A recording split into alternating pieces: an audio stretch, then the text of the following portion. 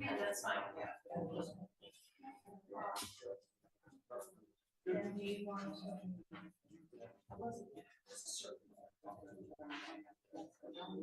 Oh, just take one. I wasn't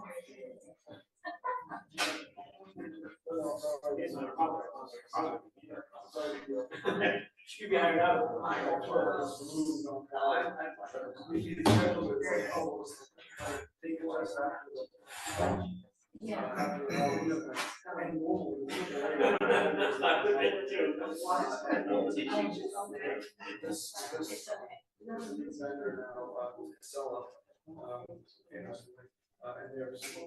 Yeah, no worries.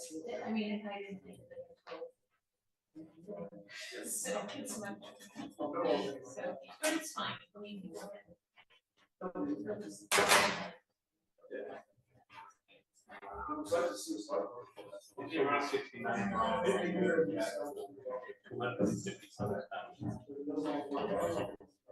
I was, you probably stay with us. Stuff you never know what it's going to be. You were watching that on. Watch a few minutes. Some stuff would be really high in the numbers. Oh, actually, word, isn't it? 400,000 for that? Well, we will just do some. We're in a different direction than our actual.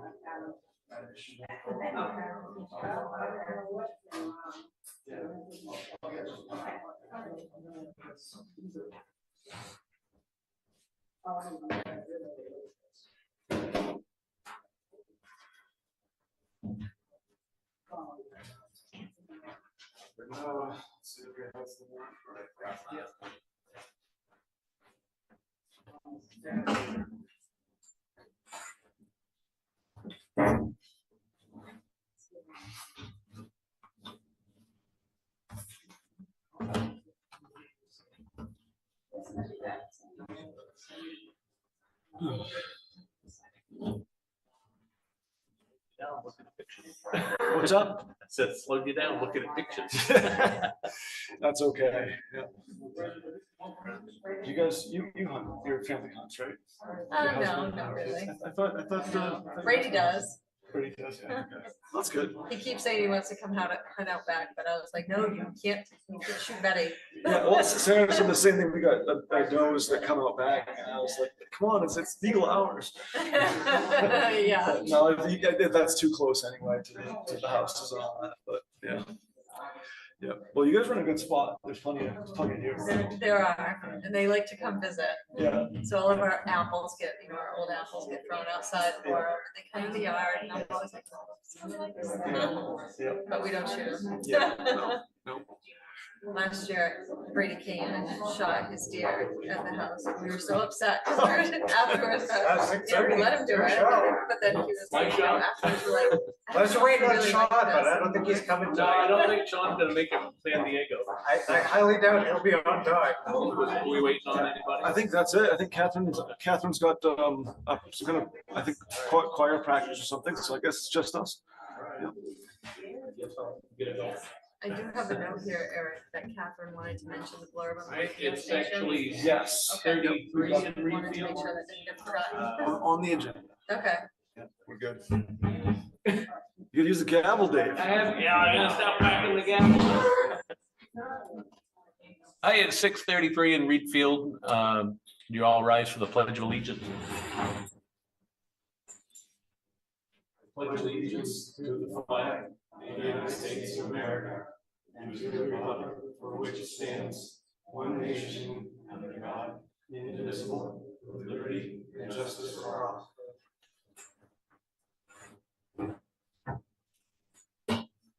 Hey, welcome welcome to the annual chairs meeting. Probably the first thing to do is go around and all introduce ourselves in case we don't know one another, but we probably all do. I'm Dave Linton. I'm the vice chair of the select board. Want to go right around the room, maybe? Sure. Rebecca Lambert. Eric Dyer. Small from the library. Austin, vice chair of the Trails Committee. Rob Peel, chair of the Trails Committee. Bruce Hunter, chair of the Conservation Commission. Paul Clark, chair of the planning board. Grace King, chair of the cemetery. Karen Peterson, cemetery secretary. Okay. I think now we have a brief report from all of the boards and committees. Any order we want to go first? Any takers for?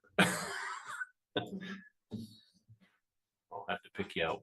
I don't. Do you want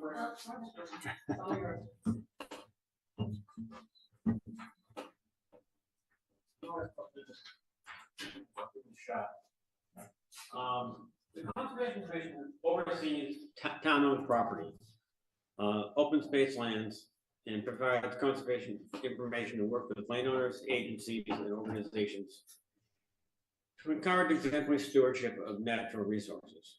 We cooperate with the select board and other boards and committees.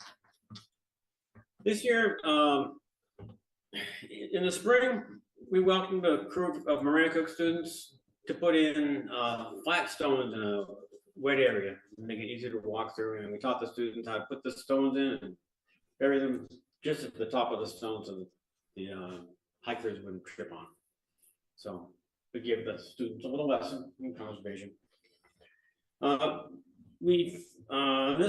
vernal pools has had a long history of starting and stopping. And 2 years ago, we got them all together, had a map done, and discovered that the locations had been garbled. And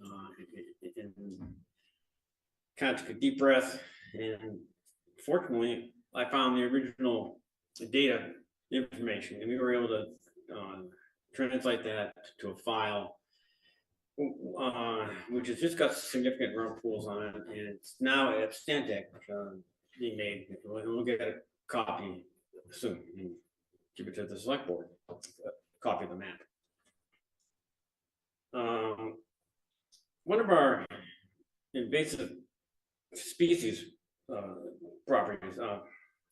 projects this year was with the town forest, where there's a lot of honeysuckle that makes a lot of shade and makes it hard for the native trees to drop seeds and get volunteers up. So it's really important to get that done in the town forest. We're working at it in cooperation with Harold Burnett, Two Trees Forestry, who is a forester we use in the town forest. In the fall of 2025, just last week, I think, or a week ago, before then, we got 10 students from Kent Hill School, and they helped with the removal of burning bush in the Fairgrounds Trail. There are a couple places where it's got really dense, and it's also inhibiting the growth of some of the native trees. We removed quite a few, and we saw these little saplings of maple trees that were coming up. And now they get a chance to grow without being shaded up by the burning bush. And continuing on invasiveness, there's a property owner situated next to a town property right here in town. There's a little stream you go across if you're coming from the weather main towards town. And this guy found a huge amount of Japanese knotweed in his backyard, and he contacted me about it, and we took a look and looked at the other side of the stream, the town property, and he found a little bit there. And we're gonna, the next step is to contact a professional remover of invasives and get a quote and share that with the landowner and see if that will help. He can't pay to have it done. He's going to have to do it by himself, and he seems okay with that. the old kiosk was removed at Torrance Pond Nature Preserve in the summer, and we planned to remove it earlier, but nesting birds were found inside. So I think that these kiosks are favorite places for nesting birds. I think the Trails Committee has found some too in their kiosks. Work is now ongoing to our current open space plan. It's a final copy actually has been completed, and we're gonna a couple of hearings. I think that you can go to in November. Common issue is that in the spring, goshawks nest in the town forest. They'll attack hikers if they feel threatened. So we put up signs to alert visitors to this danger annually. 32 trail signs were made by the state prison wood shop, and then we put them up on the town forest in McDonald Woods, an adjacent Kennebec Land Trust property. The select board approved $30,000 as a guarantee to the Land and Water Conservation Fund to build a new softball field, and we're not sure if we'll actually get those funds, but we hope to. I don't know, Eric might know more than I do about that, but it's involved with the federal government. And you know there's been changes in funding from Washington. We also had planned to have the National Guard do some work to move soil around for the fields, and that's also up in the air. I don't know if that'll be done. Last item I have here is that there was flooding at the fairgrounds on Dorset Pond Nature Preserve in early spring, but no damage occurred. Usually we have to go out there with chainsaws and cut up the trees and further off the trails. The fairgrounds culvert at the junction of the upper fairgrounds trail and the connector trail was blocked by debris. And the water backed up and overspread the trail, but the trail's pretty tough there. So there are no problems. Thank you. Thank you, Bruce. Any takers? Paula? Oh, Marty beat you too. Excuse me. We can. Up you guys. I don't think it'd be bad to send them all there. Wouldn't hurt. Yeah, they can send them all, email them all to us maybe. Yep. Yeah, send them to me. I'll collate them and send them along. Sure. Yep. Thank you, Bruce. Good evening, nice to see everybody. I'm Paula Clark, Chair of the Planning Board. The Planning Board has been very busy this year. I'll just take a couple of minutes to highlight some of the work that we've done and also work that we're planning over the coming months. There have been lots of land use applications, particularly in the spring and summer. Some of those are routine and they're fairly simple. Others are much more complex and time consuming. A good example of one of those complicated applications is a major subdivision that the planning board spent a significant amount of time on this past year.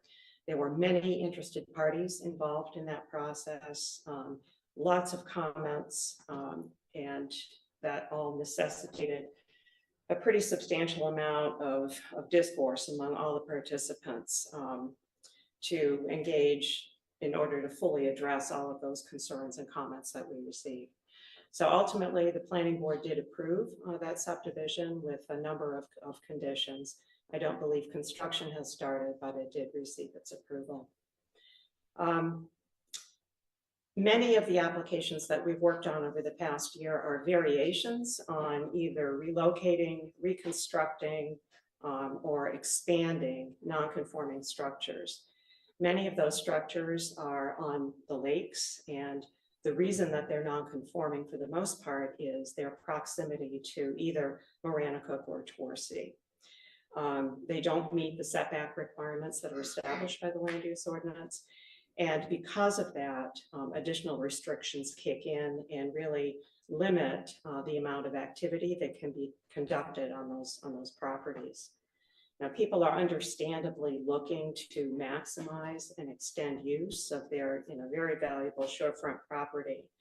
But it's the planning board's goal to assist them in moving forward with that to try to reach their goals, but in a way that is consistent with both the town and the state standards for those types of activities. In most cases, you know, I can say unequivocally that we are successful in assisting the property owners to get to where they want to be with their properties. That's not always the case. There are some certainly that are unhappy with the standards that apply to the property, but we do our very best to try to get them to a place where they have what they need ultimately. And again, I do think that we're pretty successful in achieving that. Last spring, we completed a comprehensive review of a number of the provisions in the land use ordinance, and that resulted in a proposal that was sent to the select board and ultimately voted by the town. And so the ordinances were revised in a way that we really had not made the time to do for quite a number of years. Over the next few months, what we expect and hope we have time to accomplish is to focus on a number of administrative and procedural issues that are in front of the board, including such things as updating the planning board's bylaws, developing certain public education materials that we think are important for the town, and reviewing and revising a number of procedural documents and lists. Eric was extremely helpful in the past year in putting together a number of documents for us to work from. And we do intend to take a closer look at all of that and to try to refine those a bit and make sure that we have what we need in order to move smoothly through these sometimes complicated procedural matters.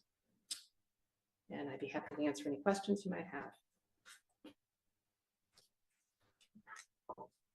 Thank you, Paul. Thanks.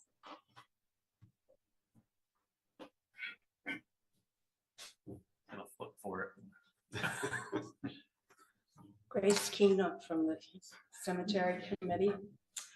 First of all, I'd like to thank the maintenance crew for the wonderful work they've been doing in the cemeteries this year. I know it's been kind of difficult with, you know, a lot less rain, but they've done a great job.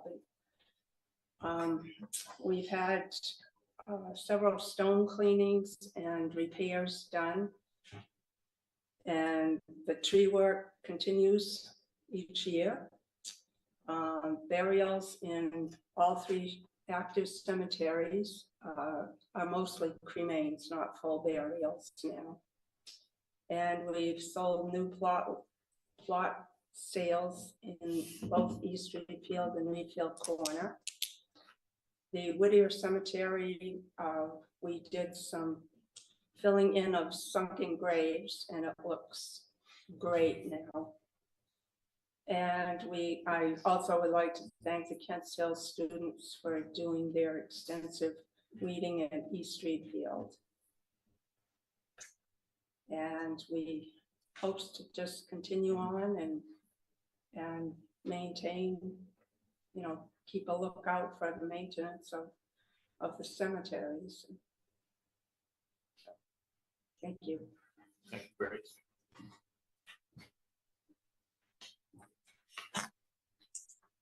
As I said, I represent the Trails Committee, and the 2 purposes for our existence are to maintain existing trails in town that we're responsible for, and also, when we can, create new trails and new connections across the town. The past couple of years, we have not created any brand new trails, which does make for less work. We've mainly done maintenance. One example of that was a few weeks ago, we had the students from Maranacook on, I think it's called Advising Day Out or something like that. And they worked with us to spread bluestone on the fairgrounds trails in some areas that needed repairs.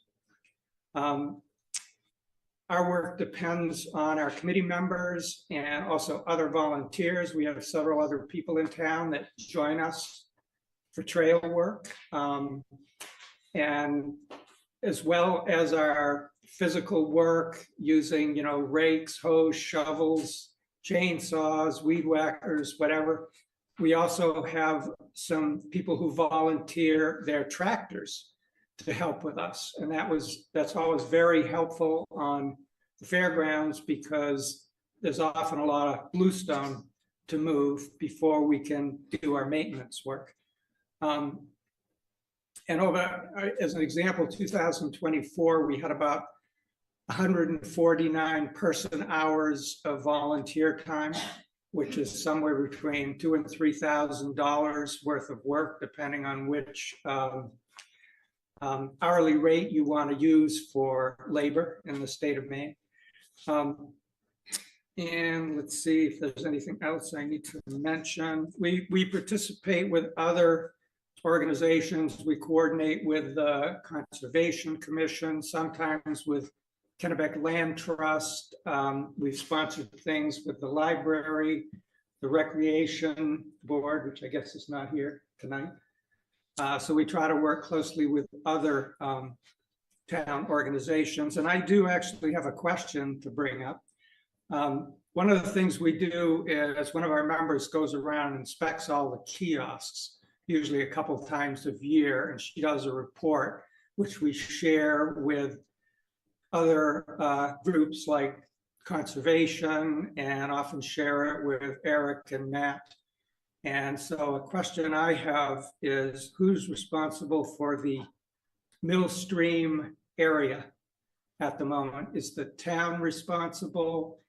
At one point, there was a trail which went up on Bob Bitar's land. We don't have that trail anymore because his son Greg is trying to decide what to do with the property, and he doesn't want a trail on there to confuse anyone about the property and what it can be used for. So that area is now just down to the immediate area there around the Mill Stream Dam, the parking lot, and the trail between the former Bonnie Harris property and the next door property that goes from the old Kents Hill Road down to the Mill Streams.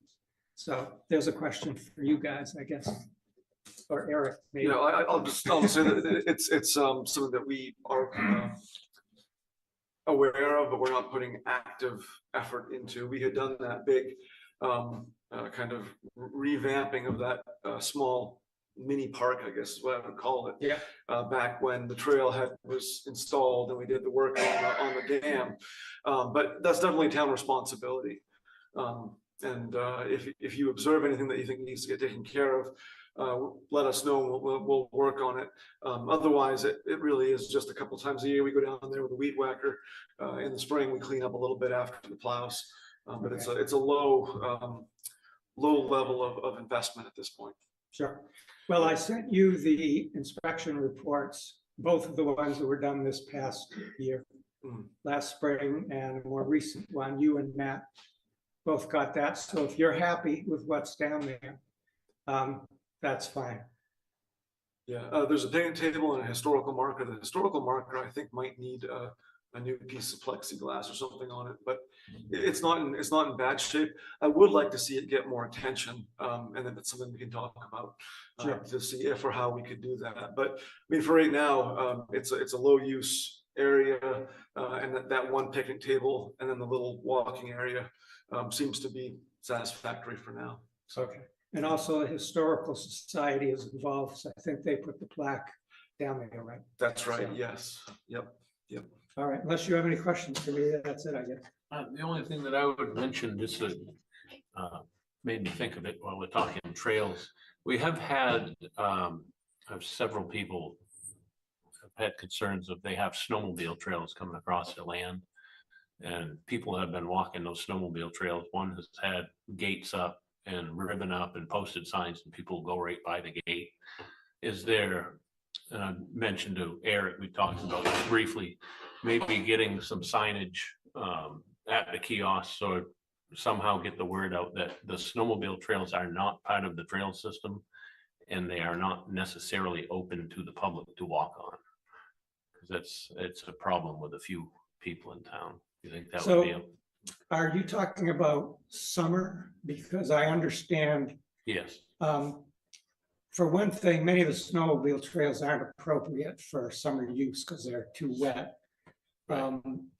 But in the winter, historically, a lot of people use those trails for snowshoeing, Nordic skiing, snowmobiling. And I'll also say there are snowmobile clubs in this state that work together with local ski clubs. I think Millinocket is a great example of that, where the snowmobile club really wants to have participation of Nordic skiers. And I will also say that we, as a Trails Committee, as well as trails users, have in the past participated with the snowmobile club members doing maintenance on their trails. A few winters ago now, there was a big area of damage on the trails going up from the Morrow Road.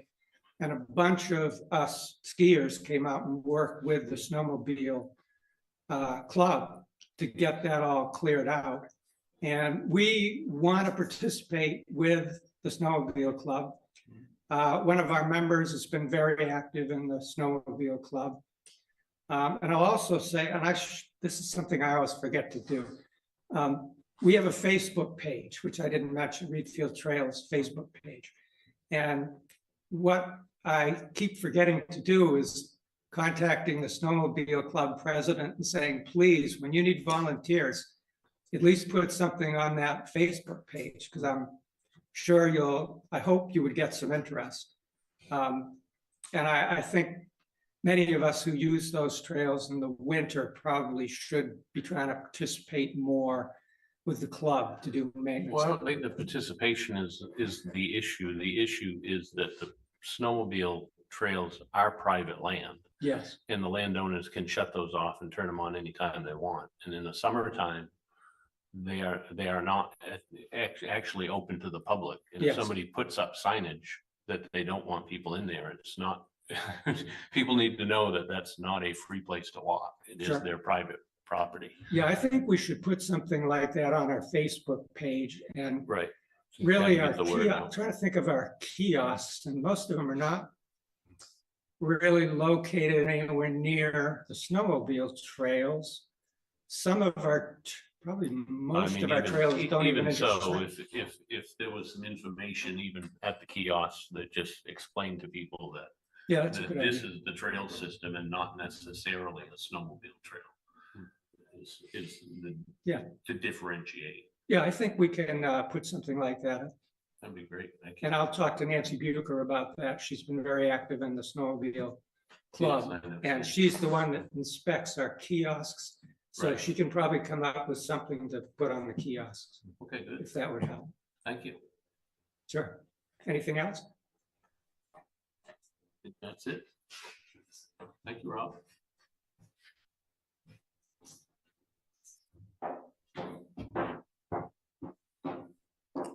Hi, Melissa Small. I'm here on behalf of Jackie Druin, who is our board chair for the library and was not able to be here tonight.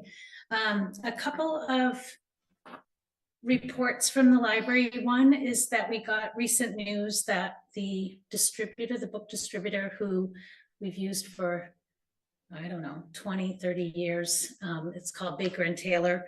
They, after 200 years in business, closed. And so our library and many other libraries are kind of going through the process of figuring out how we're going to buy our books next. So, so I've been doing a lot of research, and I'll be meeting with Eric and Teresa and also with our board to just kind of figure that all out. But in the meantime, we've had not many books around, new books anyways. So people have been having to read summer books and not the newest, but that's okay. Everybody's been very patient. The second thing is that we continue to partner with some local groups. We just had with Readfield Radio, we had training for people who are interested in the radio. We had 11 people there, which was wonderful. We recently had our pumpkin carving, our annual pumpkin carving with Readfield Union Meeting House. We had 80 people there, which was fabulous. And the pumpkins went over to the Pumpkins Aglow Trail at the Spooktacular. We're gearing up for a big November event called a Star Party with Northern Stars Planetarium. We had two recent donations to make this happen. We'll have pizza, hot cocoa, and it will be at the fairgrounds with telescopes and instruction in the night sky. And that'll be November 19th at 5:30.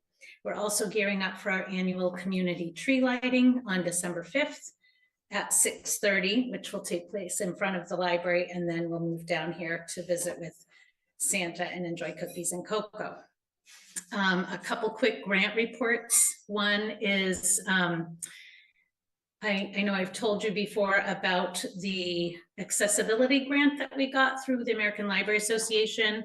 That's a $10,000 grant. We've done several community conversations, or we've offered several community conversations for people to come and talk about what kinds of improvements they'd like to see at the library. And so that's been very helpful. I invite anybody who has any suggestions with regards to accessibility at the library to either give me a call or send an email along or stop in the library. So that's kind of in process. We also received a $15,000 grant to improve our outdoor green spaces. And we're looking to improve the area right behind the library, which we use for a lot of smaller programs, and then across the parking lot in the little community park area over near the big stone and the pathway that leads to the meeting house. We use that quite heavily in the summer for programming, for outdoor programming. So that's all kind of pushed off till the spring, but it's still, you know, we've been spending some time on that at our meetings. And then lastly is a new initiative that I'm really excited about. So Steve DeAngelis, former select board person, he, with his community funds, the Steve DeAngelis Community Fund, they are getting going a gear library, an outdoor gear library, which will consist of Nordic skis, snowshoes, ice fishing traps, ice skates, and in the future, bicycles and fishing poles as well. They have a big trailer. They have this great gear to lend out, and they asked the Readfield Community Library and also the other Marana-Cook area libraries, which include Dr. Shaw Library in Mount Vernon, Carey Memorial in Wayne, and Underwood Memorial in Fayette, if we would partner with them to be able to lend out the equipment.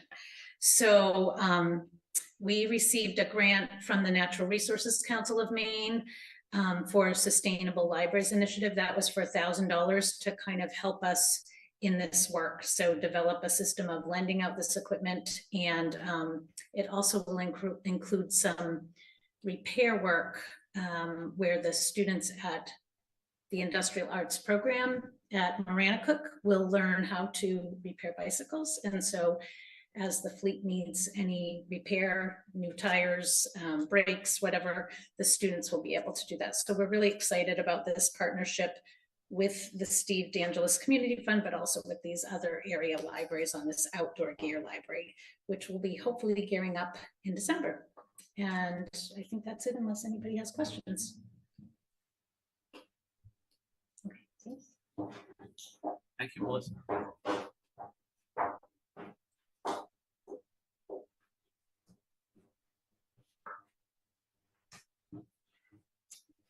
Okay, so Elaine Katz on behalf of the Age Friendly Committee.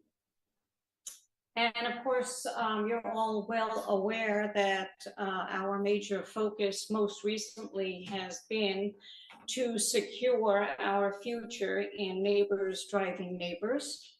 So we've been approaching that on a variety of different fronts in terms of really trying to be as public as we possibly can in terms of not only fundraising, but also trying to inspire more people to volunteer for drivers, as drivers. So this has taken many forms, and of course we were delighted to look in our mailbox and see the direct mailing. That was a real collaborative effort, and I just can't say enough about the committee and how well and how eager people are to work together to get stuff done. So it was a real collaborative effort, and of course, we always appreciate all the support that Jen gives us, as well as the town staff. So what we're really hoping is that because it's gone out before tomorrow, we always man a table on election day, and we are there all day from 8 to 8. Somebody will be there with all of our flyers, and the point was that if people got this in the mail and they were curious about it, somebody would be there to explain and, you know, maybe sign people up and really stir up some very, very important interests. Going along with that, of course, following through on the recommendations from the select board, we are starting to gather the signatures that we will need to get the article on the June warrant. So that's a work in progress as well. So that's just the tip of the iceberg. Also, later this week, we still have some of the winter kits that we put together last year as a result of the $10,000 grant that we got from Lifelong Community. So I'll be putting on a workshop this coming Friday at 3 p.m. and we wanted to do it while it was still relatively daylight, hoping that the people who really need this will be willing to come out now that it gets dark so early. I'll do the PowerPoint. So the workshop is for anybody who's interested in learning how to put together an emergency kit. We'll have kits available to show people what we purchased, what are the supplies that we purchased to go in the kit, because as you know, the kit is not about food, it's about supplies and it's about preparing. So I am hoping that we will get a turnout because we really would like to continue to distribute the remaining kits that we have. So that's coming right up. It's a very busy week for us between Tuesday and Friday. And then, of course, every Thursday, we have kind of a subset of our committee that oversee the Marana Community Cafe.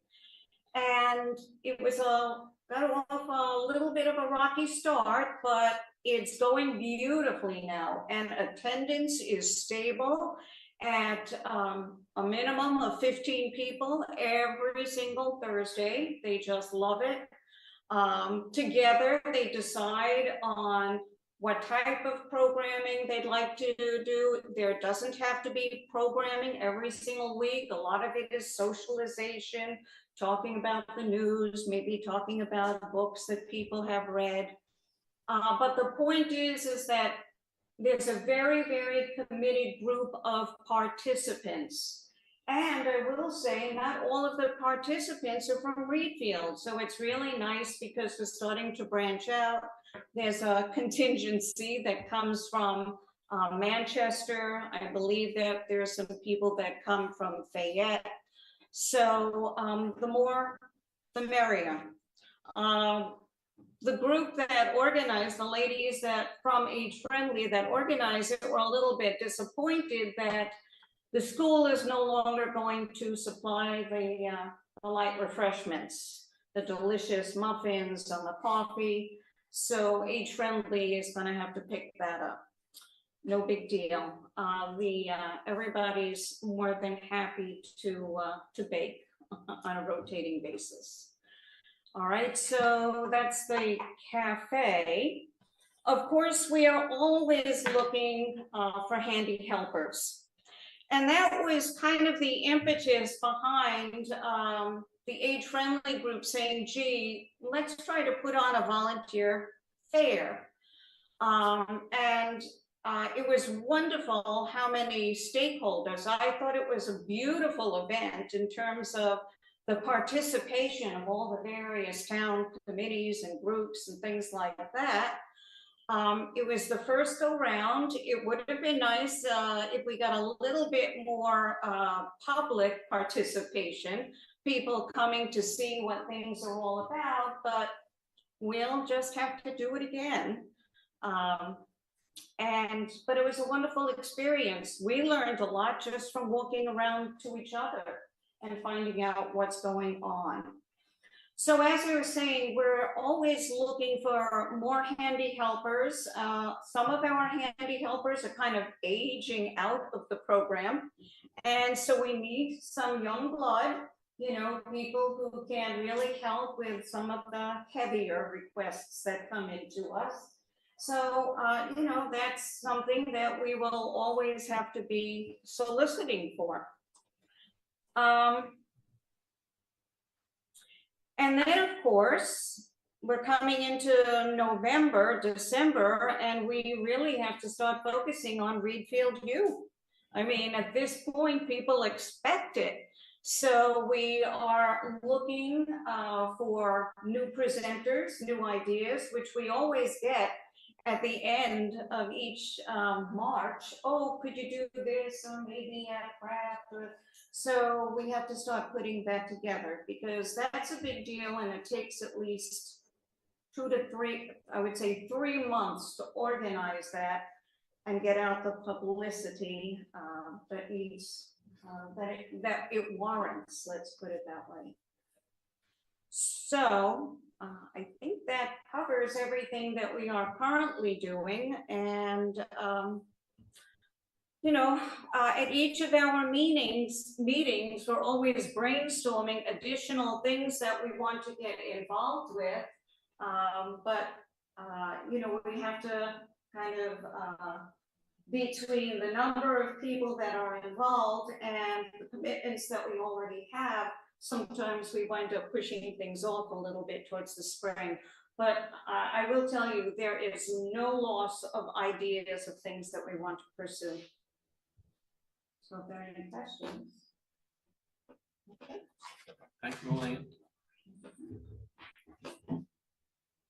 We got what? Transfer station, budget committee. Budget committee.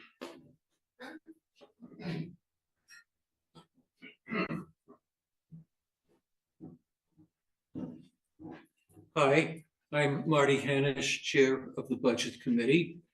And I wanted to go at the end or near the end to let suspense build, because we are the most exciting of all the committees. Well, come to one of our meetings and you'll see. The members of the committee are Peter Davis, who's the co-chair, Christine Salmons, Ellen Schneider, and Ed Sims.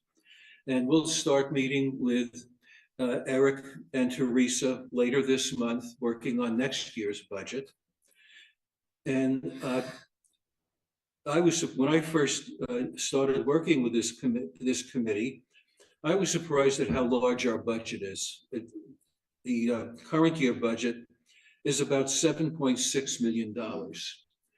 And that's a lot of money, but it makes our job not too difficult, because most of it, the lion's share, is for the school departments and the county, and we have very little control over that. So the actual budget that we focus on is quite a bit below that $7.6 million level. Looking to the 26-27 cycle, we'll begin meeting with Eric and Teresa in a couple of weeks. And I expect that it will be difficult to focus on other issues. until the fairgrounds project has a final and clear path. But there are a lot of other things that do need discussion and do need planning. The budget committee is not really a policy committee. Our job is to look at evolving budget drafts, to question things, and to make suggestions. But we do manage to make some recommendations now and then that I think are helpful. In this year's cycle, we did look very closely at our fund balance and what it was composed of, and we looked at that, the cash component of our fund balance, in connection with our cash flow cycles.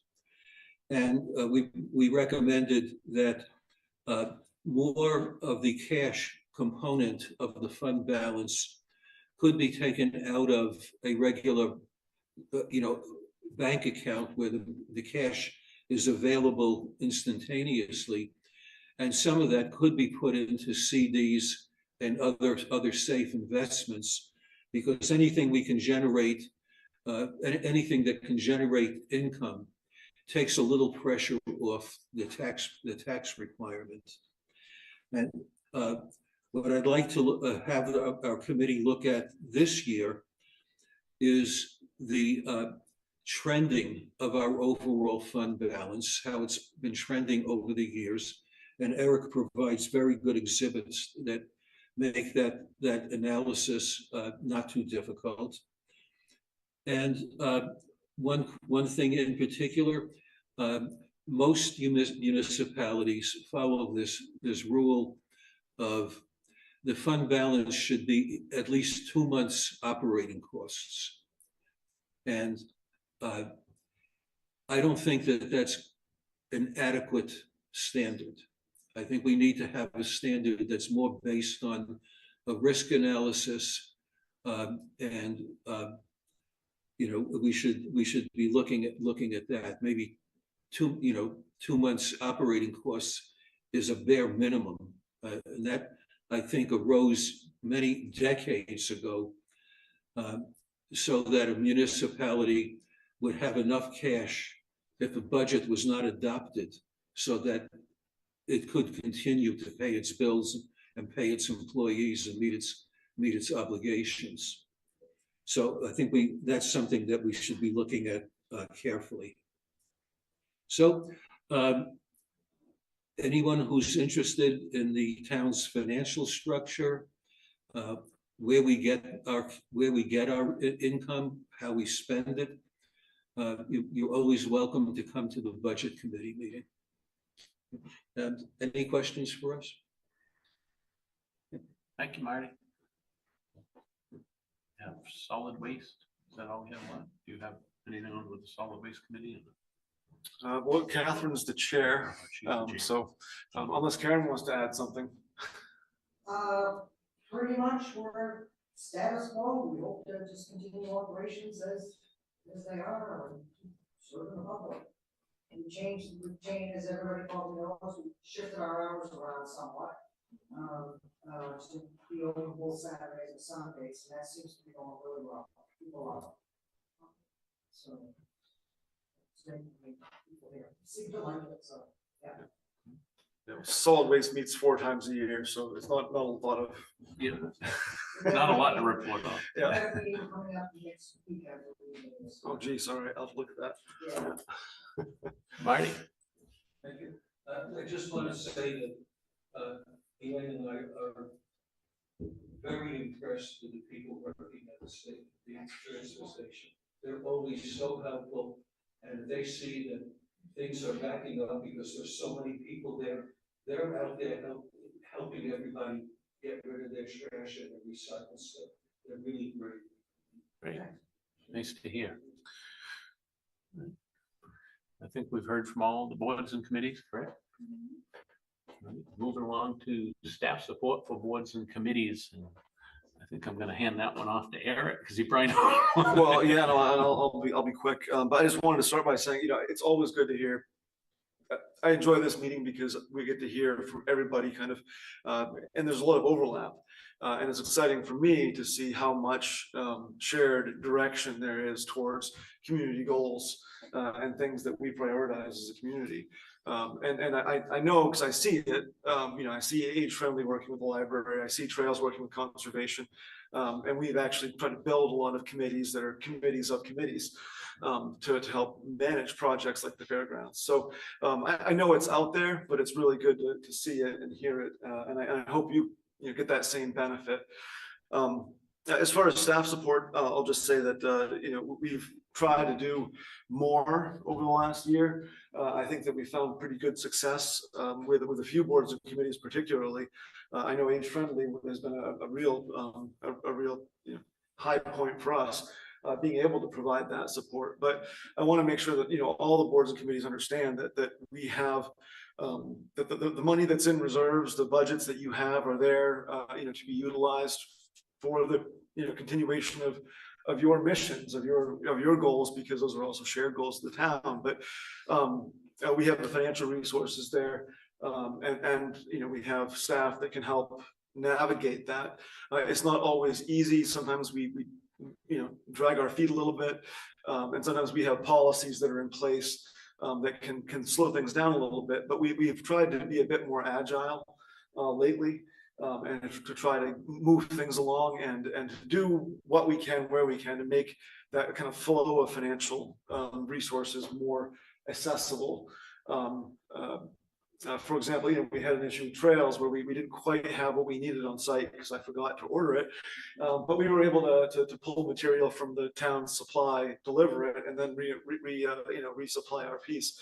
And that's just one example, but I guess the message there is that we do want to see that money expended because in many cases the voters put it there for that purpose. So we're trying to improve in that area. The capital investment plan that we put in place last year, I think, has been very successful. It's helped with budgeting. It's helped kind of keep things conservative, but it also does give more direction, right? So that financial side is very important, and we're navigating that, and I think we're getting better at it. But certainly feel free to let us know if there's areas you'd like to see improvement with that. Otherwise, Age Friendly is another great example where we were able to do printing and publicity and mailings, and we can do that for most any group within reason. We do have the ability to print a lot of stuff in-house, and so if you need to communicate with the public, we do have many means for that, printed as well as our digital footprint, which we'll talk more about later. But we have staff available for pretty much every need that you might have, and I very much value the collaboration that I've seen over the past year, and really want to continue to improve that because I see the work that you folks do. The select board sees the work that you do, and it's impressive. It compounds by a factor of 10 what any individual staff person could do. And so I've been working, with Jen particularly, but with the staff more broadly, to help them understand and focus on the fact that our role as staff is to really help amplify the work that you do and support that. So every once in a while we run into disagreements and policy things that we have to work through, but I think that we've done a pretty good job of that, and I'm excited to see that continue, especially with projects like the fairgrounds where we've, I think, made great strides. And right now we're still waiting until the federal government opens back up again. We don't know what's going to happen exactly. I did get a call from the National Guard, though, kind of unrelated to this, but related to that project, and they are going to be moving forward. We've got a meeting scheduled for December to do a full site visit, and so there's excitement there on my part, but that couldn't have happened without a lot of work from many groups, Age Friendly Trails Conservation, Planning Board. Everybody's been involved with that project, and so I'm grateful for that. So if you need anything, let us know. We'll do our very best to provide the resources we can within the modest constraints that we have. So that's it. All right. Yeah. Questions, comments, anybody? All right, moving along, have a workspace presentation and discussion. And you will not see me do that unless you want it really wrong. All right, so I asked I asked Melissa to kind of give a summary presentation on how the library board has been working with Google Workspace. And so for those of you that may not be fully aware, we are switching the town office over to Google Workspace, and we've also created accounts for most boards and committees, some boards and committees that are quasi-judicial or have FOAA type implications that are more substantial. Planning board and budget committee, those two, every member of those committees has an email address and a workspace account. Most other committees have one email address and one account that can be managed by anybody on the committee, but we expect it might be the chair or vice chair. But the idea being that by having an email address for each committee, we can improve communication. And by having repositories for information, we can manage that better. And by having collaboration tools available, we can, again, compound and enhance the work that's being done. So the library's been using Google Workspace for several years now, Melissa, and they've done a great job. So I'll let her talk about what they've done. Sure. So, so just a little clarification is we actually haven't been using Workspace, but we've been using a Google shared folder because Workspace would be from an organizational standpoint. So that is what the town is going to, but it's very similar. So, so we have been using a shared folder for our library board work since September 2022. Basically, before that, we lived in a land of when we needed to have people approve minutes, the secretary would email out usually a Word document of the minutes, and people, like, there would be a million replies to that email. Please put a period after line 5 and add this word in here. And it was, and then figuring out which attachment was the most current. I'm sure some of you can relate to this if you're not using Google Workspace. So it was just really inefficient. It also ended up where nothing was stored in one place. So, you know, the former secretary had these minutes from these years, and somebody else had the treasurer reports from the few years that they were treasurer, and so on. And so there was no, aside from paper files, there was not a shared place for people to look. So I tried to convince the board that we needed to do something different, and they finally listened to me. And there was a lot of, I will say, for people who aren't familiar with Google and use Google Docs on a regular basis, there was a learning curve for sure at the beginning. But I think now everybody feels that it's efficient, everything's in one place. Only the people who are currently on the board have access to the files. So when so-and-so goes off the board in June, they're removed from that file access and the new person comes in. The secretary who, you know, the minutes fall on their on their plate, and for them doing corrections in Google Docs is so easy. I just spoke with her tonight and she said, I love that part of it. It's just very easy to accept comments and make changes. And so that's huge if you know, for your secretaries of your committees. So those are the pros. The cons are, well, just a few things I'll show you in a minute, just little tweaks that people have to get used to. But the biggest thing is, again, if somebody doesn't have a Google account already and they're totally new to Google, it's gonna be a learning curve. I did several training sessions with my board. And even after that, there were some people who were still having trouble finding a file, for example. So they just came to me a lot and I just supported them. And I am offering right now to any of the committees and boards to reach out to me if, as you adopt this with your groups, that I am happy to offer a workshop and to answer questions. You can stop in the library anytime and I'll troubleshoot with you.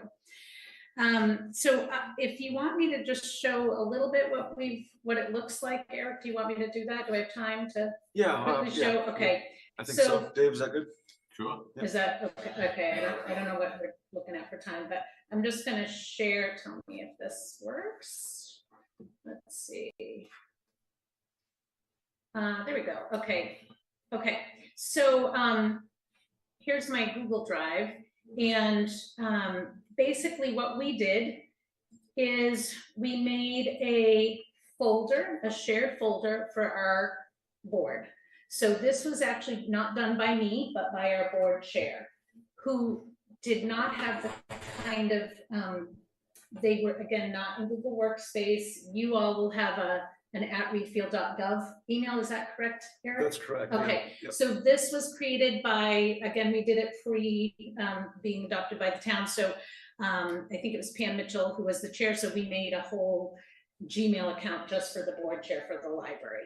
So that will have to be converted because we're going to go into this new system, but it's relatively the same. So basically we created a folder called RCL Board of Trustees. And if people forget that, I always just tell them to type in board and they're going to find their Board of Trustees folder. So in this folder, really everybody on our committee only uses that board, the top one, the board meetings folder. I guess it's kind of hard for you all to see, but we have one that's called board meetings. We do also have a library policies folder. So our policies go in there. That's the second one down. We have other board documents. So for example, we have a shared document that's all the things that have to happen to make the tree lighting happen, like all the tasks we do a month out, a week out, and so on. That could go in other board documents, for example. We then have my librarian reports, we have the treasurer's reports, and the agendas. So really nobody else uses all those other ones on a regular basis except for the board meetings one. The way we came up with this, and you might come up with something different, but we came up with this based on, I sat on another board and we kind of structured it this way. So basically what we do is we being Jackie, who is our board chair, she creates a folder for each meeting that we have, okay? And she calls it the date of the meeting.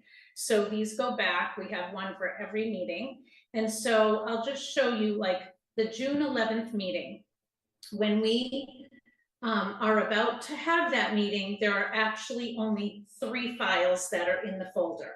There's going to be the agenda, there's going to be my librarian report, and there will be the financial report from our treasurer. Those will be sitting in that folder. Now you'll notice I'm in the June meeting, but we have the May financial report because we're reporting on the month before, and my librarian report is on the month before. So those are both May. So Jackie, the board minutes at that point are not in there because the meeting hasn't happened yet, right? So Jackie creates the agenda, which looks like this. She sends out the agenda, and there's our Zoom link there. And there's also a special note that she highlights to say, please review the May 14th minutes prior to the meeting. So that's everybody's little reminder to go to the previous meetings folder and take a peek at the minutes and review them. And the cool thing about that, and I'm just going to bring up our current, so we're about to have our November meeting coming up. So I'm just going to show you how this works. We don't have a November file yet, but I'm going to show you our October minutes. So once Jen, who's our secretary, does the minutes for the previous meeting, she dumps them into that meeting's folder. And then we all go on, and so you'll see she has draft on here. I haven't actually looked at these yet, but what we do, everybody who's on our board has access to this because it's in the folder that she's given us all access to. And let me just move this. And up here, see where my cursor is? There's a little pencil, that's the editing pencil. So everybody just goes ahead and makes the changes on the document that they need to make, rather than, you know, make it on this document and share it back and forth via email. So we just go into suggesting mode right there. And then, for example, if I need to, here it says will be held on December 5th at, she didn't know the time. She missed that in the meeting. So that's at 6:30 p.m. So I just plug it in, and you can notice off to the side, there's a little comment that popped up. There's a correction, and she just can adopt those corrections later on once we discuss it at the meeting if we wanted to work with that correction or not. Somebody else might say, no, we said it was at 7 o'clock, and we can discuss it. But basically you can live put it on there. 5 people can be working on the same document at once, and you can she being secretary can easily accept those changes or reject them. And people can also make comments as well as edits right in the document. So it really has helped our efficiency. It's just, to me, it's a game changer in terms of people's time and being able to find things. And to have people have access to when they need it, and then when they're not on the board anymore, then they don't have access. Do any of you have questions? Actually, I have a question for all of you. Who does already use Google in some way, shape, or form with documents? Okay, a couple of you. Okay, that's. Yeah. How do you create a folder? Oh, great question. So I'm in my Drive, and over here on the left, where it says, see where it says Drive? Yeah. And if you don't know how to get to Google Drive, you just open a new tab and just write in Google Drive. And if you're signed into your email, it'll open right up.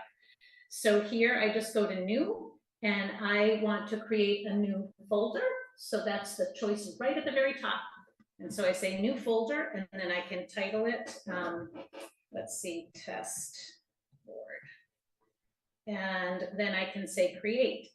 Now, right now, I was already in a shared file. So that is going to be shared with everybody who is in my Google Drive, my library drive, or my library shared folder. So for example, if I come up here, you can see all the people are being shared with who are on my library board, because I put it in the October 8th board meeting, which shouldn't go there. So I don't want it there. So I'm going to actually move it, and you can move it by organizing, and I'm going to just move it over out of that shared file, because I don't want it to be shared with my library board, because I was making a mistake there. And so I'm just going to put it, let's see, I'm going to go to all locations, and I'm going to just put it in my Drive and say move. And it says change who has access. So people who were in my library board shared folder are no longer going to have access, because I'm moving it out of there. And so it's no longer there. But that's how you create a new folder. It's just up on the top, just like you would create a new document. Do you save a file like you would in Microsoft Word? No, everything is automatically saved at every minute, all the time. And in fact, all the changes can be really tracked. So if somebody goes in and makes changes, anybody who has access to that file can see who has made changes. Can you protect the final document? Yes, so you can also decide, if you're the owner of the file, you can decide who has viewing capabilities, who has commenting capabilities, and who has actual editing capabilities, which would make the file definitely change. So you don't have to have everybody have that. And in fact, I would recommend that that not everybody have, obviously, everybody would have to have access to edit your minutes probably, right? Because everybody's conceivably been at the meeting and would want to have input onto the minutes of that meeting. Though you wouldn't want them to edit, you want them to be in suggesting mode, which is the most effective thing to do, because then they're not actually making the changes. They're telling Jen, or whoever's your secretary, to make the changes. They're suggesting the edits, and then she could override them. Any other questions? Yeah, Rob. I'm just wondering, is this just something that's being offered to boards and committees? Do you want to use it, or is this something that ultimately we want everything done on this platform? Where are we in that spectrum? Because I know our members are not going to want to deal with this. So, there's my question. Well, I'll briefly give an answer, then I'll ask Jaron to follow up. But I mean, basically, I think that our goal is to try to make things more efficient and offer tools that can help make things more efficient. And I think that's not going to be for everybody or every committee. Some committees we are expecting and asking to be using those email addresses, and in some cases exclusively. Especially for communications, planning board and budget committee, the two I mentioned, because we need to be able to get into that information for, they have a huge volume of information that gets transferred. That's one piece. And then the second piece is they have freedom of access requirements that are really helpful for us to have that access.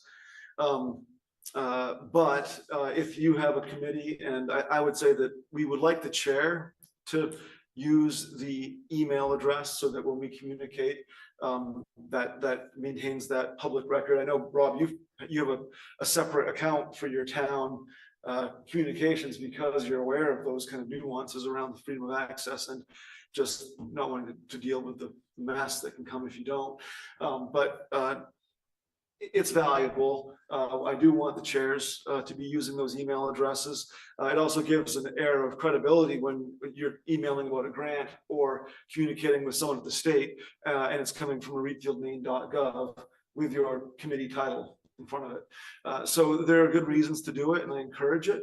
Other tools, maybe not so much. Maybe you don't do quite so much document management. I do hope that folks use the Google Meets. That can be a great tool to host a virtual meeting, get transcripts, things like that. It can be really helpful. So I hope that you explore those tools and find what is most valuable to you. But generally, that's kind of what I'm looking at. And Jaron, I mean, what do you think?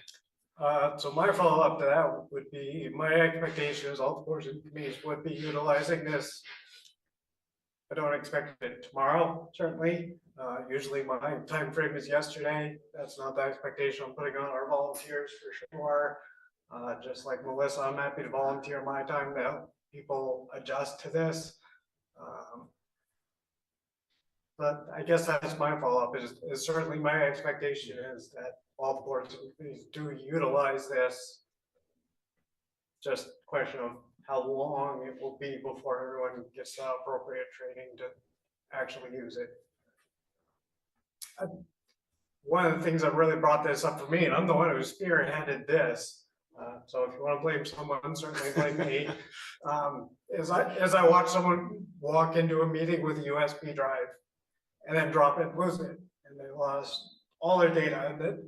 And in 2025, that's not how the town should be operating, certainly. And if I could just add to that, it's a great archival record of, Yes. Forever. Yes. Of the work that you've done. And it, for example, when we were doing the big renovations at the library, it was really helpful to go back, and everybody could easily go back to at that point we were using Zoom. I mean, we weren't using Google Meets, but we would record the meetings and we would dump those into the folder so people who weren't at the meeting could watch it later. And it was just super helpful. The other thing is, if you have Google and use Google, you know that there are other, there's a calendar feature you can use. There's, if you share photos because you're taking photos at different events or of different gravestones or whatever it is, you can have a shared shared photos. And then there's also, for your budgeting work, you can use the Google Sheets versus some of us maybe, might have different treasurers over the years might have paid software on their own home computer, like Excel, or they may not, or they might have, not everybody's going to have the paid software to do some of the budgeting work. So that's also free and available too. The other thing I would say is that when you have Google Workspace, if you have people on your committee, so like Eric said, it would be great for the chairs to start with this, right? And but if you have people who are non-Google users on your committee, that is not a problem, particularly if it's for like looking at reviewing minutes, for example, which is probably what some of the smaller committees is going to be most of what you do, is my guess. Is that correct? Is sharing that document of reviewing the minutes prior to the next meeting. So so that there's a way to set things in Google Workspace so that you are inviting people who don't have Google to be able to still look at that document. So if they have Hotmail, for example, or some other kind of mail service, they can still have access to it, which actually is not true for the Google that we've been using, which is more of a personal Google, but is true for the Workspace from what I understand. So that will be a nice feature, because that was one issue for one of our people who she didn't have Google, and so it was a little bit tricky. It's going to look very similar. It's just Workspace is more for organizations like a municipality or a school or a business. So there are more features than what I have, because this is just like a personal Google account that was set up by Nancy a million years ago, and we just use that. So not a million, she's not that old. Well, thanks, Melissa. I really appreciate the summary. We're going to have ongoing trainings as we roll this stuff out. So this is really just kind of an introduction. Some of you haven't even received your email accounts yet, and that's going to, that'll be happening over the next few months. So I just wanted to get that started, and I want to thank Jared for moving us in this direction, because it has been a positive direction. It's going to suck for a few months, but then it'll get better, and then and you'll probably feel the same way. But we'll all do it together, and we'll have a better system when we're done. Yeah, you guys are all going to hate me for a while unless you already use this, and then once you start to use it and start to realize how powerful it is, you're going to be wondering why you haven't been using it forever. I grew up in the 90s with computers back then. I know that technology. I know a lot of folks, perhaps some in this room, are still on that technology. It's evolved in the last 35 years for sure. So, but feel free to hate me. I'm okay with that. Thank you. Moving along, my laptop just died, so I think it was outreach and education. We had a few things there, right, for the our radio stations, WRCP. Yep. And we have I know we have Dale Potter's now doing some readings on there, correct? Yep. Dale's doing a show, and it really is a great radio platform. Anything that you can think of to do on the radio, we can do. But what we're looking to do with the boards and committees, particularly, is to get a short, 2 to 3 minute recording, preferably a video that we could also share on Facebook or other social media or the website, because we're seeing more and more towns start to go that direction. Digital media. You see it on Facebook, you see it on Instagram, you see it on TikTok. If you do that, that's kind of the direction that the world is heading in. And so we're wanting to, keep pace with that a little bit, not over adopt. But I think that by having minimum of an audio recording that's 2 or 3 minutes that can highlight what your committee does and how it's done, and maybe a request for support if you think that's appropriate. But the idea is that we want to get the word out to people using media that they're familiar with. If we're going to continue to engage people under 40, we're going to have to continue to use more of this type of technology, the video particularly. But we're going to have the radio station right now is broadcast just on analog, but we will be going digital sometime, hopefully in the next 6 to 8 months, sooner if we can. But right now we're broadcast on YouTube right now, and select board meetings are broadcast on YouTube. And we also have this broadcast on the 94.5 FM, which is the low power station that we have. So we're building this stuff in, it all kind of fits together. But in my view, the community outreach that we're doing really is starting to focus a bit more on those reaching people where they are, because people don't come out quite as much as they used to. And so we have to do that in order to engage people. And so the radio station is one way to do that. And the idea of recording a short section, short segment, is something that we think will help.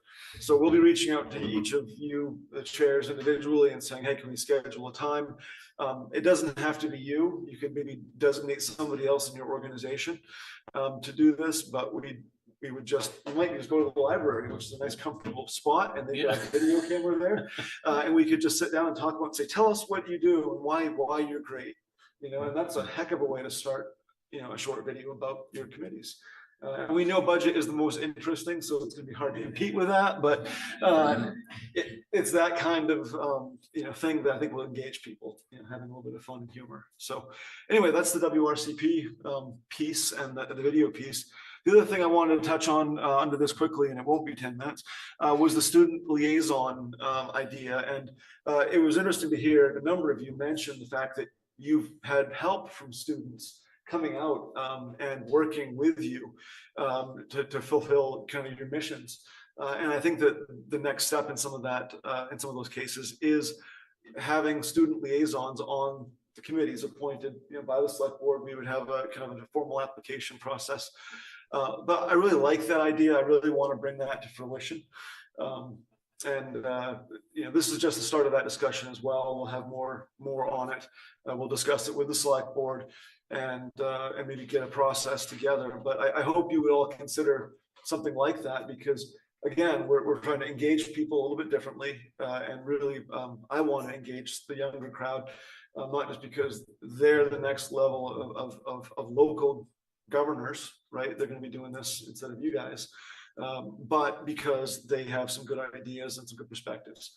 So I think that's valuable. We found it certainly to be the case with the comprehensive plan. We had someone from Kents Hill, and she definitely gave us some angles we didn't look at, so it was valuable. But I just wanted to put that out there as kind of a continuation of this discussion around being more as engaging as we can and creative as we can to get people involved with the local government.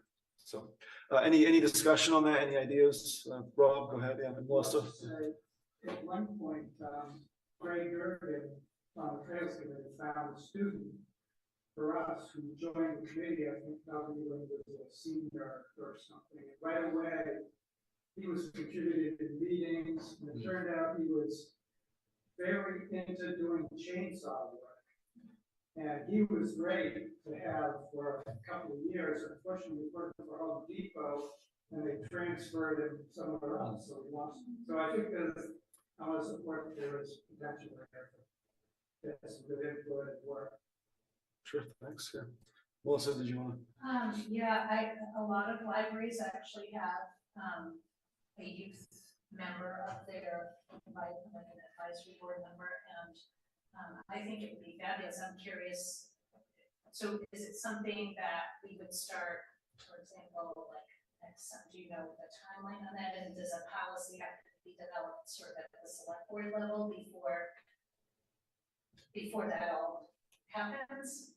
I think that we want to talk about it with the select board, but I mean, what do you guys think? I'd love to see you just get going on it, but you know, I don't, it's, yeah. I don't see why we really need a policy on it. Yeah. We don't I'm have with age Eric. restrictions currently. Sooner the better.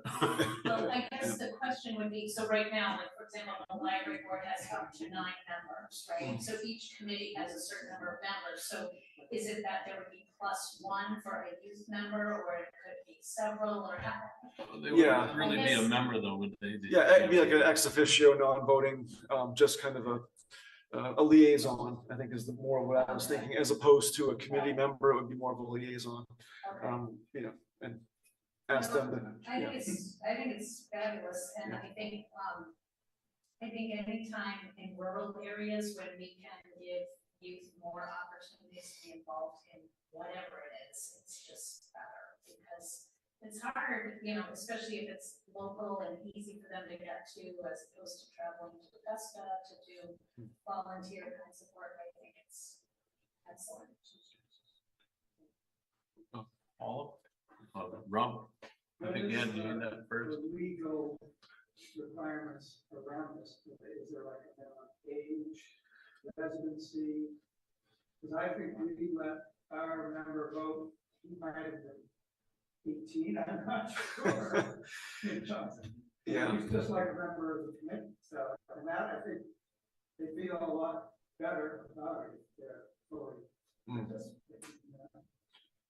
Yeah, well, I think that it'd be up to each, you know, if you wanted to let someone vote, I think that's probably fine. I don't believe we would have any heartburn about that. I mean, It's not and none of the committees are like have power other than aside from them. And that's probably what Paula's getting to right there. Go ahead, Paula. I mean, I think it's obvious, but I just wanted to point out that there's certainly a difference between the Trails Committee and planning board. Correct. Yes. Planning board's engaged in, adjudicatory processes, and there are legal issues at play. And I certainly support the idea generally, and it may be a way to have someone, somehow participate with planning board activities. But I think that I think we need to give it a fair bit of thought, and it would look a lot different than some boards. Yeah, no, that's a good point. And you know, you mentioned age. We actually just had something with dealing with an issue or a situation, I guess, with RAC, and they've got some great volunteers, but they happen to be 12, and that's cool. But we have to be a little bit careful about how we engage with some of those younger volunteers. So I'd say, I mean, my thought was that we would be looking at high school or middle school kids that might be able to add this to their resume or their worldview as they get ready to leave Miranda Cook school system. So but that's just my thought. So Anybody else? I wonder how you motivate young to sit down with 6 old music. I mean,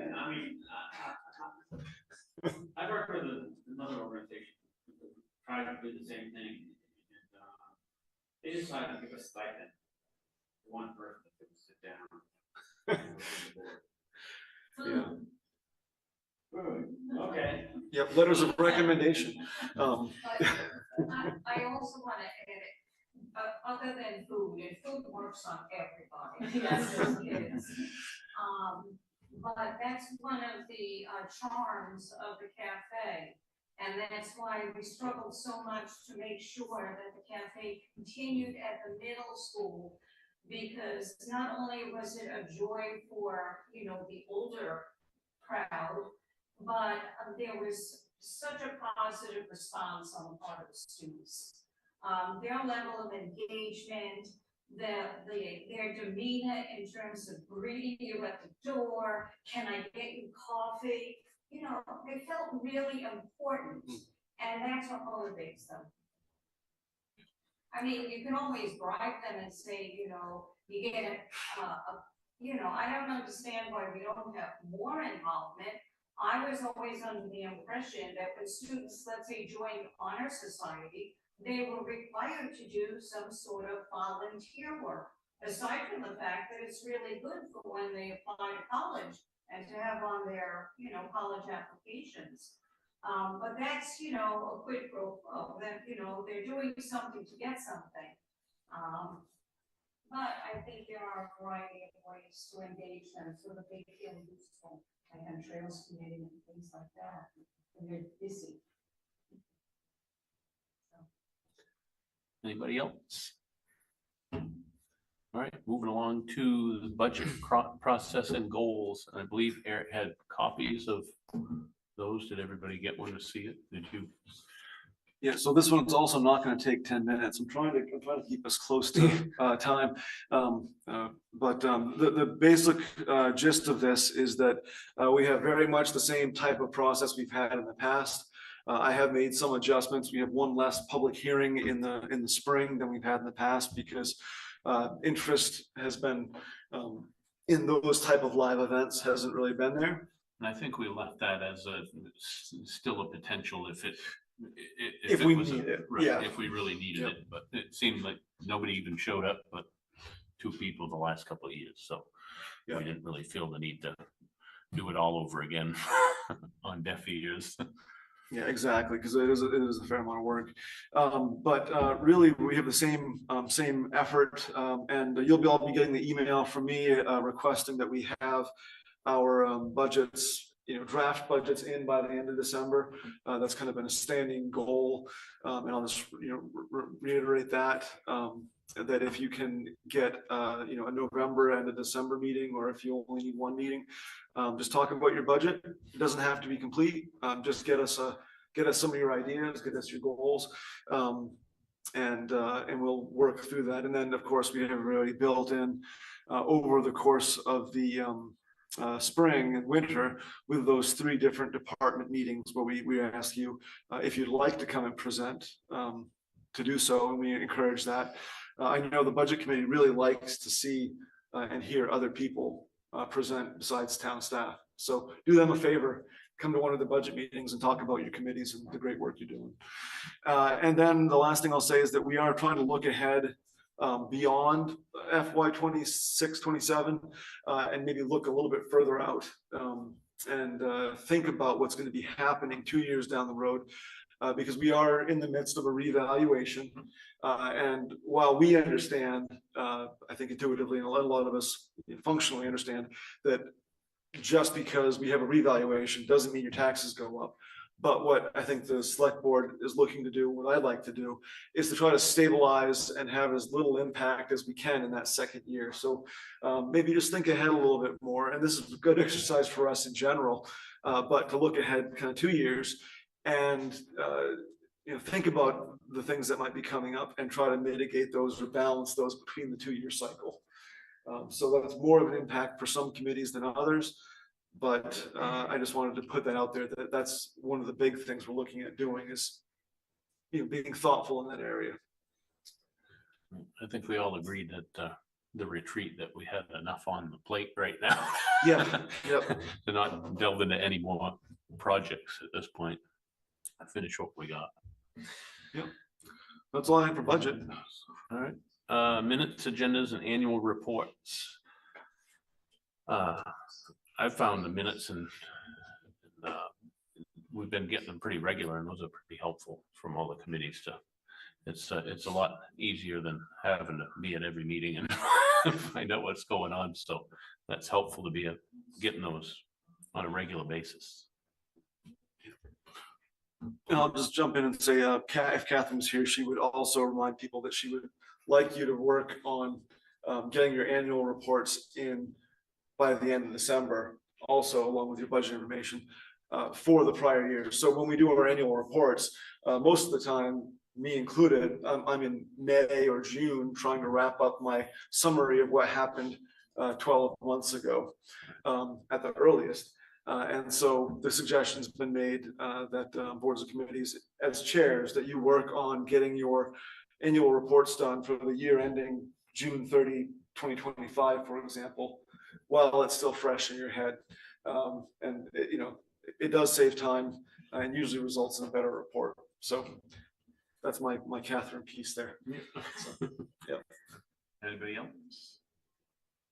Move we adjourn. Is that it? I think that was the last thing on the agenda, right?